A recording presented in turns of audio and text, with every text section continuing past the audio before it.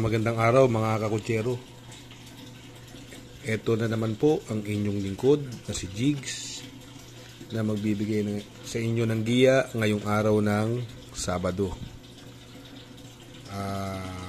Ang bilis ng taon natin. Buwan na ng Hunyo.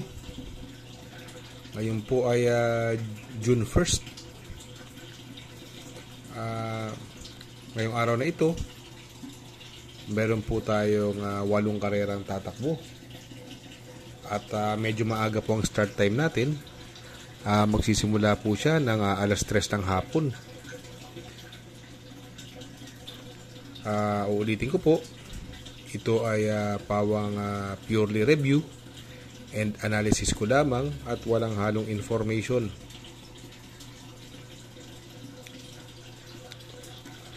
Umpisahan na po natin. Race number 1. Dito po magsisimula ang ating first pick 5. Pilracom rating based handicap system race. Class 3, 40 to 46, 47 to 53 merge. Distance is 1,400 meters. Ang mga entries, si Sophisticated, Andiamo, Afirenze, Euroclydon, Come From Behind, Big Battle, Flattering You. Ito yung sobrang impressive nung panalo nakaraan. Yung imported na Andiamo, Afirenze, nasakay pa rin ni Jeffrey Sarate. Nagpreba po siya sa 1,400 meters sa 1,200 meters ng 1:11, sarado. Kaya ito po ang horse to beat. Wala nang paligoy-ligoy pa. Sosolohin ko na po yan. Numero 2, si Andiamo, Afirenze. Race number 2. Dito po magsisimula ang ating winner take all. 3-year-old and above maiden race. Distance is 1,400 meters. May 7 kabayong tatakbo. Ang mga entries, si American Ford, Ginger Cat, Bumabaga, Bolt Champ, Authentication, Sound of Silence, Memory of the Sun. Dito, yung numero 5, Authentication, ito po yung tumakbo ng sweepstakes, sakay ni Jan Alvin. Ang nanalo po doon, si Astig. Kaya wala na rin paligoy-ligoy pa. Susuluhin ko na rin po yan. Numero 5, Authentication. Sakay ngayon ni Bombom Villegas. Kaya solo ko na po yan sa race number 2, numero 5, Authentication.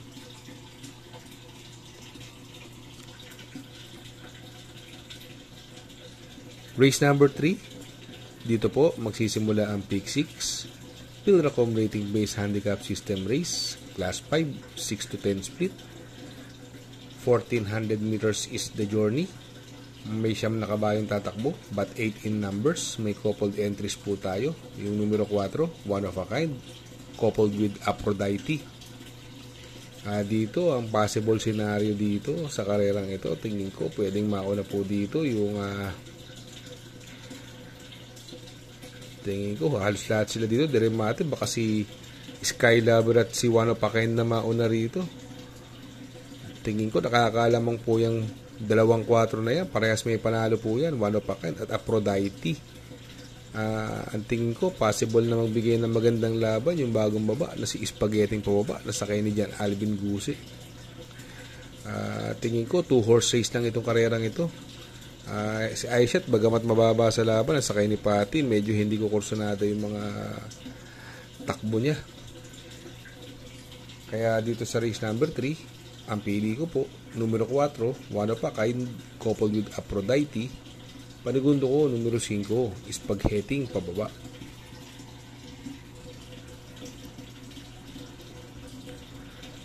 Race number 4, dito po magsisimula ang second pick 5, Pilracom rating based handicap system race, class 5, 6 to 10 split. Distance is 1,400 meters. May 10 kabayong tatakbo. Dito, anybody's race po ito. Kailangan pa rin natin makaalam ng balita rito. Lalo na yung numero 3 kasi mandatum. tingin ko, pag nilabas po yan, lamang po yan, Mandatum. Sakay pa rin ni Rico Suson, siya po nagpapanalo dyan. Ang tingin kong pwedeng magbigay ng magandang laban, yung numero 2, si Dugong Bughaw. Nasakay ni Claro Espare, segundo last run to. At yung numero 4, Real Equity, kung hindi malulucha ito, itong mauunas na binalik na kay Mark Alvarez, tingin ko may pag-asang manalo to. Kaya lang, ayun nga, may mga matulin din na iba. Nandiyan si Heavyweight, Blue Thunder. Yan, medyo mabibilis po yan. Pero kung mapapabayaan to sa unahan, mga 2 kwartos, tingin ko may tsambandeado po yan. Yung numero 4, Real Equity. Kaya dito sa race number 4, ang pili ko po, numero 3, Mandatum. Panigundo, numero 2, Dugong Bughaw. At isasama kong pandeado, numero 4, Real Equity. Race number 5, dito po, magsisimula ang pick 4. Pilracom rating based handicap system race, class 4, 22 to 27 split. 1400 meters is the distance. May 10 kabayong tatakbo. Dito po, ang mga entries, yung mga napupunto, KTN Alice, Polite Bell, California King, Andy Byrne, Nerds 23, Namaskar, Every Sweat Counts, Tool of Choice, King Hans, Sartorial Elegance.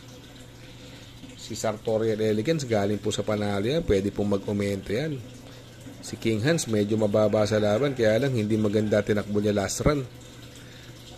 Si Every Sweat Counts, ito ang ganda ng tinakbo na ito kila Wolf 359.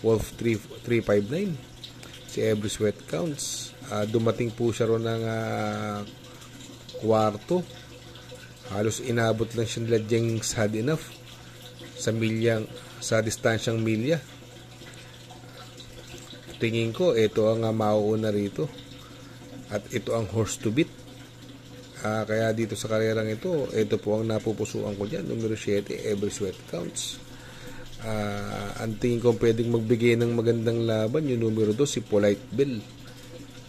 Kaya dito sa race number 5, ang pili ko po numero 7, Every Sweat Counts. Ang panigundo ko numero 2, Polite Bell.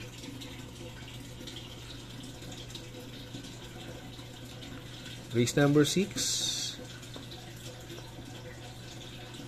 Pilracom rating based handicap system race, class 5, 6 to 10 split. Distance is 1400 meters. May 9 na kabayong tatakbo.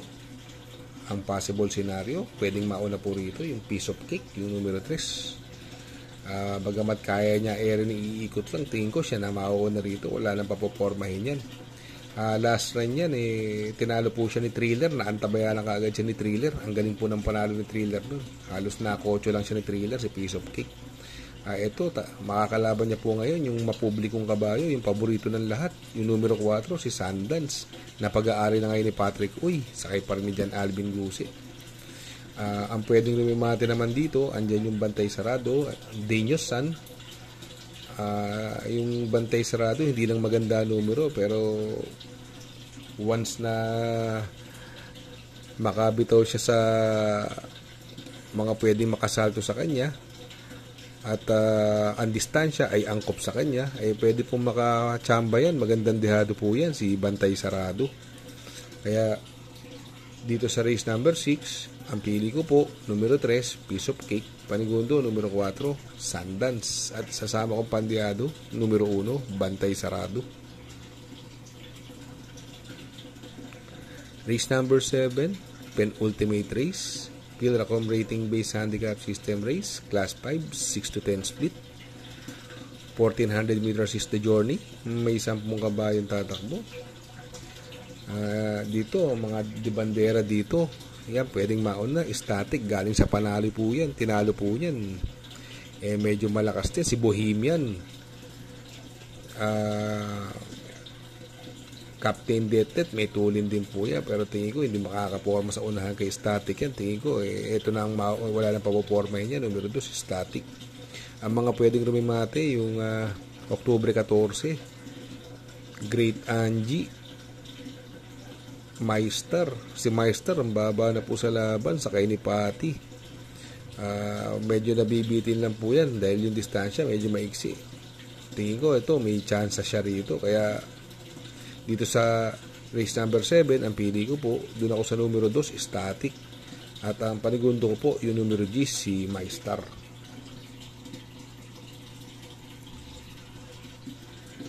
Last and final race, race number 8.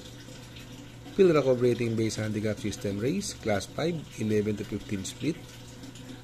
We have 1400 meters distance. May 13 kabayong tatakbo, but 12 in numbers. May coupled entries, yung numero 6, si Iris, coupled with Rainy Days. Dito po, ang nakikita kong mga pwedeng mauna rito, yung numero 5, Moon Island. Medyo mababa na sa laban to, Moon Island. Yung Port Kennedy, nagbabalik. Halos isang taon siya nagbakasyon, pero nag-barrier din po siya nakaraan. Maganda rin ang tinakbo sa barrier. Pero nung maiden nito, si Port Kennedy, ang tinalo po niyan yung tumatakbo na stake race, si Easy Does It. Ang layo po niyan tinalo yan. Kaya lang matagal nagbakasyon, isang taon. Ang mga deremate pwedeng makachamba, yung Snow White, Walking on Sunshine, Thriller, baka mag-komento po yan. Pero ako, mimili po ako dito sa last and final race. Ang pili ko po, numero 5, Moon Island. Ang panigundo ko po dyan, yung numero 2, si Walking on Sunshine. At binibigyan ko ng magandang tsansa, yung numero 12, si Port Kennedy. Good luck mga kakutsero. Sana po ay matapat ang ating giya. At yung mga nakasunod, ay sana ay magsitama po kayo. Ako'y makikisuyo lamang na please like, share, subscribe, and hit the notification bell para updated po kayo sa aking mga giya. Magandang araw po, good luck, and happy racing!